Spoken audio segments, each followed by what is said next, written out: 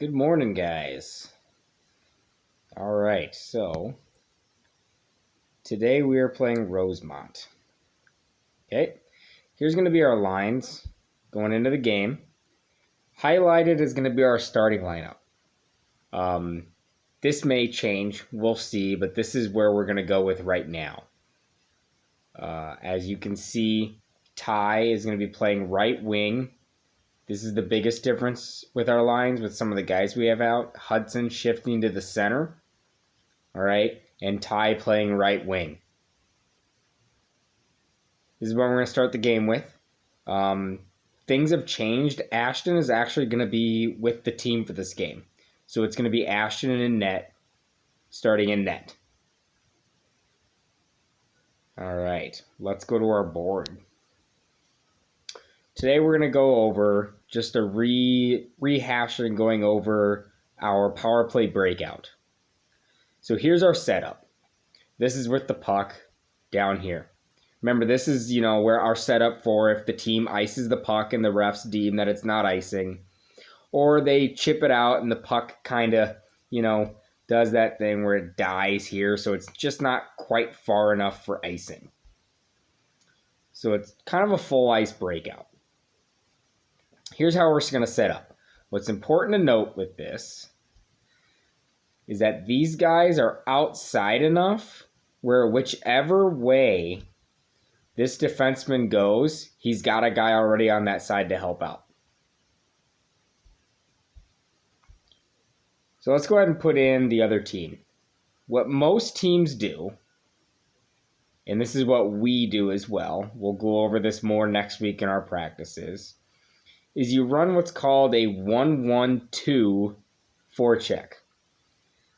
It's 1-1-2 because you have one guy as the first layer of defense, or the first forecheck. Your next guy slightly behind, and these are generally your two forwards, and then your two defensemen at the same level. 3 levels, 1-1-2. So what's going to happen here with our breakout is this defenseman down here with the puck is going to make a decision. Need to get to the right thing here. He's going to make a decision that he's going to want to go that way or he's going to go that way. There's no wrong answer with the power play breakout. You just decide which way you go. Sometimes this guy impacts that decision by deciding to angle you to the direction that he wants you to go. Most of the time, they just kind of sit here and wait for you to go, and then they'll start the forecheck. So we're going to decide which way we're going to go. Let's say he's going that way, right? So now what we're doing is these two guys down low to help out. The moment he makes a decision to go, we are going to swing. Notice how this guy's line goes all the way to the boards. He's not going up ice this way here. That's just not a good outlet pass. All the way to the boards. This other guy that's the wrong line. Let me redo that one. And this other guy is swinging as well. He's almost like the center on the breakout where he makes that center drive push in the middle third. When those guys start to make that transition, these two guys up here are two forwards at the blue line and the red line. They're up here, remember, because we want to keep these defensemen back at this depth. And quite honestly, in this situation, the way that I have this drawn up, they're going to be more back here because they don't want this guy to be behind them. So what this does is it creates all this open ice. All this open ice for us to have easy passes and breakouts. So we're going to move the puck up. Moving the puck up. We have multiple outlets. We can make a pass to that guy. We can make a pass to that guy.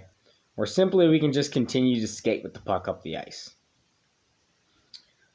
So when this defenseman here makes his initial push, when he makes his decision to go to a side, that is when these two forwards up here are going to swing across. And the reason we're doing this, you guys, is because, let's redo that one. I didn't get it all the way across. The reason we're swinging across is we want these two defensemen up here to have their eyes on you. Once you start moving across their vision like that, they have their eyes on you. So this is our breakout. Okay? It's pretty simple. Not a whole lot to it, because that's what you want with a power play breakout. You don't want complication. You want simple things, because you're just not going to see a lot of pressure on you. But if we provide you with a couple options on one pressure, it should be very simple to figure out if this guy is going to go all the way and take that guy. Well, there's your pass, right? This guy can sometimes step up on that guy then. Well, we've already adjusted for that because now we're ready to hit the pass of the guy swinging. Okay, so now we've broken the puck out. So now we're entering the zone, right? So we've got our forward. Let's just draw their guys in here. They're giving you the blue line. More than likely, they're going to try to do that. We have our forward with the puck right here. Remember what we talked about in practice yesterday. This guy, instead of coming into the zone and trying to make a rush and trying to score on a quick 3-on-2, we want to set it up. So we're going to drive wide all the way down. And we want another guy to follow him to the half wall.